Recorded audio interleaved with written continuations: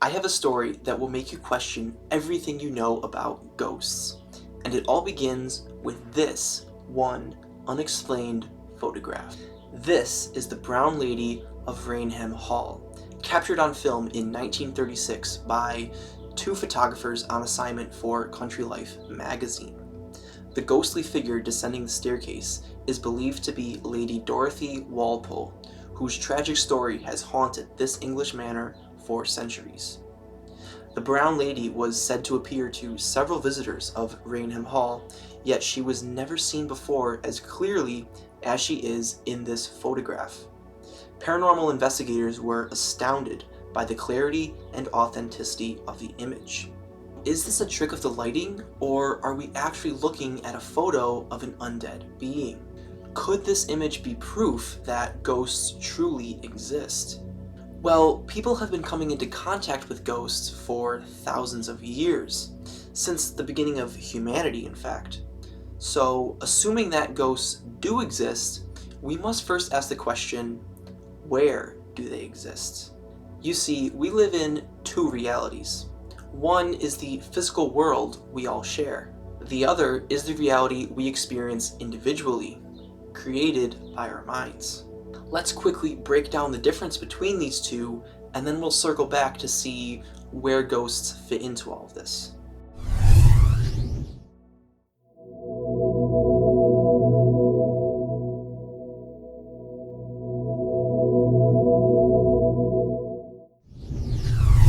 Subjective reality is the world within our minds. It gives meaning to the flood of sensory information that overwhelms our brain at every waking moment. For example, consider the value we place on money. To someone from another culture, this colored piece of paper means nothing.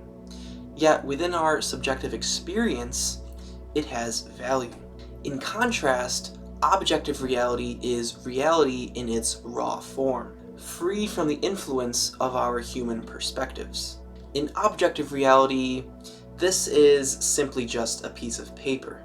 But even seeing it as a piece of paper is an abstraction in and of itself. You see, this paper is made up of linen and cotton, which in turn is made up of carbon, hydrogen, and oxygen. Color is also something that exists solely within our subjective realities. In objective reality, color is simply the photons of light that reflect off the dollar bill and into our eyes. So where do ghosts fit into all of this? Do they exist in subjective or objective reality? And which one would make them more real? And an important thing to remember here is that we don't actually live in objective reality. Evolution and all of our experiences throughout life have given us a unique filter through which we experience the world. And to some people, it even allows them to experience ghosts. So to truly understand what ghosts are, let's explore how objective reality might manifest itself as a ghost in our subjective experience.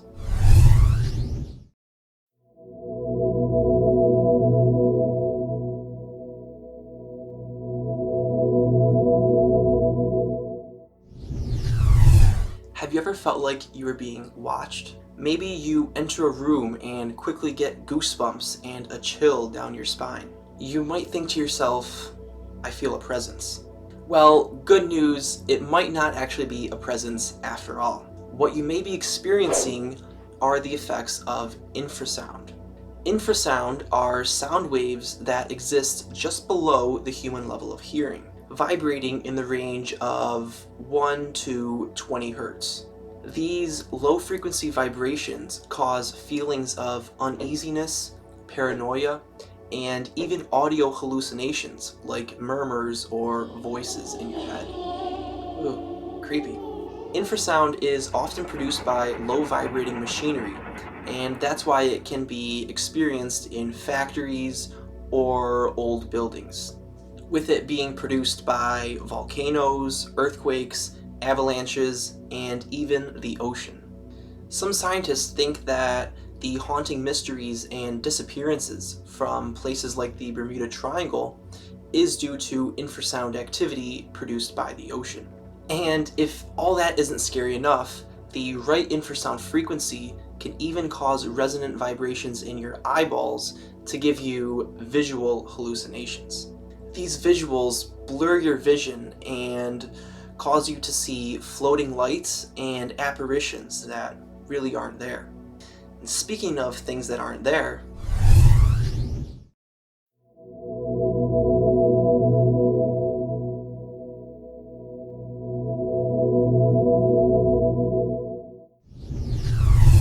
psychedelics.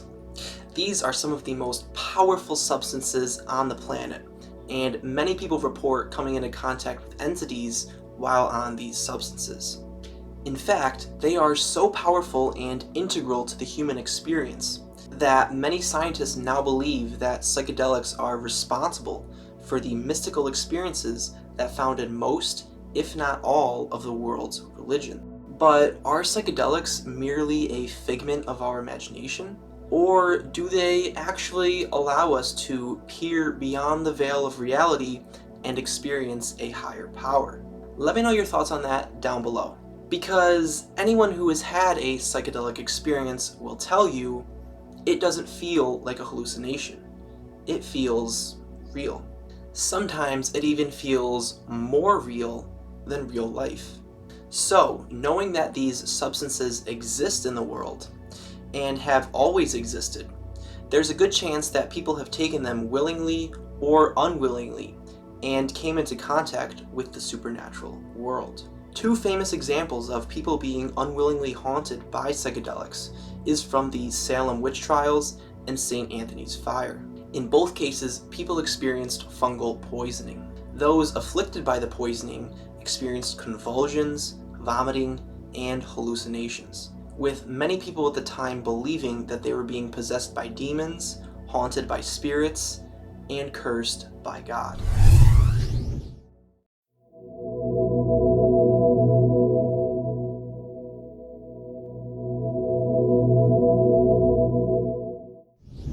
What do you see in this picture? How about this one? Chances are you notice the face before anything else. This phenomenon is called pareidolia, and it is caused by the evolved pattern recognition systems in our brain. As I mentioned earlier, our brains are constantly bombarded by sensory information, so they use patterns to recognize the most important details, like faces, figures, and the sounds of someone talking. These are all crucial for our daily survival. So when you find yourself in a dark, quiet room and that towel hanging on the door starts looking like a Dementor from Harry Potter, it's probably just your primal brain trying to keep you safe from predators in the dark.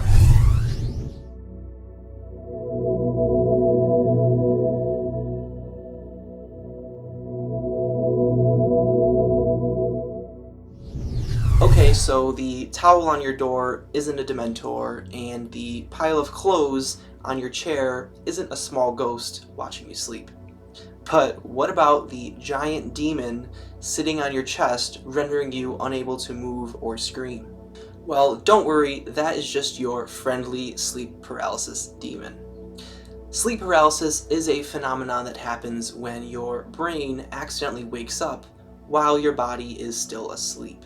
This occurs during your REM cycle, when your brain is pumping serotonin to facilitate your dreams, and your body is paralyzed so you don't act out these dreams. If you happen to wake during this period, you may still be paralyzed in your body and continue to hallucinate with your eyes open. What makes sleep paralysis so terrifying is how incredibly vivid and real these hallucinations feel. People often report seeing shadowy figures and terrifying entities meandering around their room, and sometimes sitting on their paralyzed bodies. I can personally attest to this, as I have experienced sleep paralysis a number of times. Sometimes the entities that I've came into contact with have given off malevolent vibes, and it feels like they want to hurt me. whereas others, they act more as neutral observers, not caring or even noticing that I'm there. Sometimes they are even surprised to see me, like, whoa, that human can actually see me right now? Sleep paralysis has deep-rooted traditions in cultures all around the world, with many of them viewing the phenomenon as a connection point to astral projection and the spirit realm. Speaking of the spirit realm,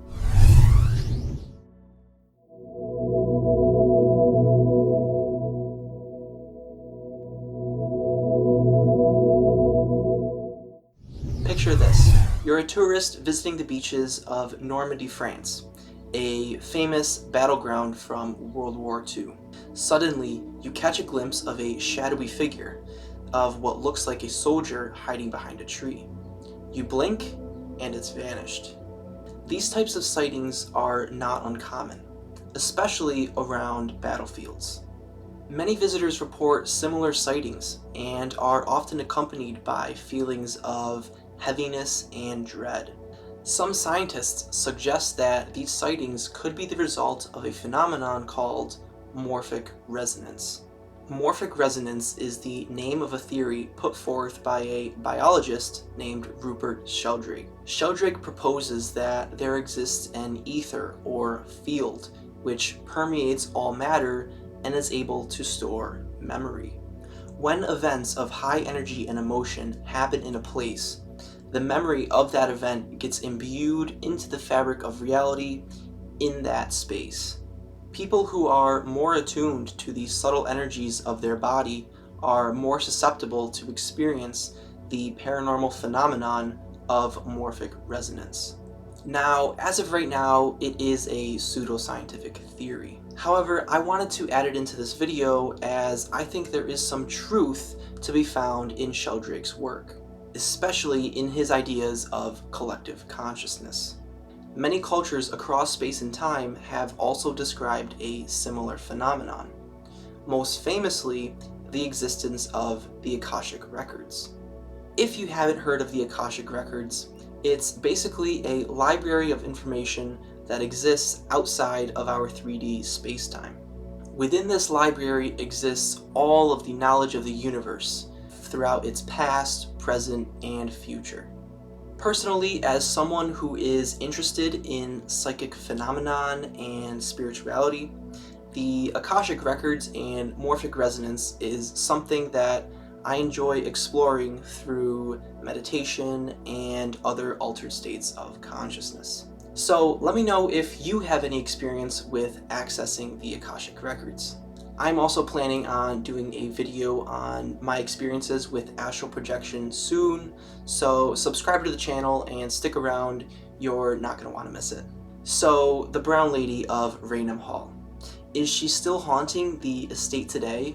And is her ghastly essence really captured in this photograph? In conclusion, yes, she is still haunting the estate. And yes, this is her in the photograph, if that is what you choose to believe. We only exist in the subjective reality of our minds, and because of that, it is up to us to manifest the reality that we so desire. So if you ever find yourself in the presence of an evil ghost or spirit, remember that you are the interpreter of all your experiences. And once you're armed with this knowledge, you have ultimate power. Thanks for watching, everyone. Leave a like if you learned something new, and subscribe if you would like to see more. And check out this video for more trippy scientific content. I'll see y'all over there. Peace out.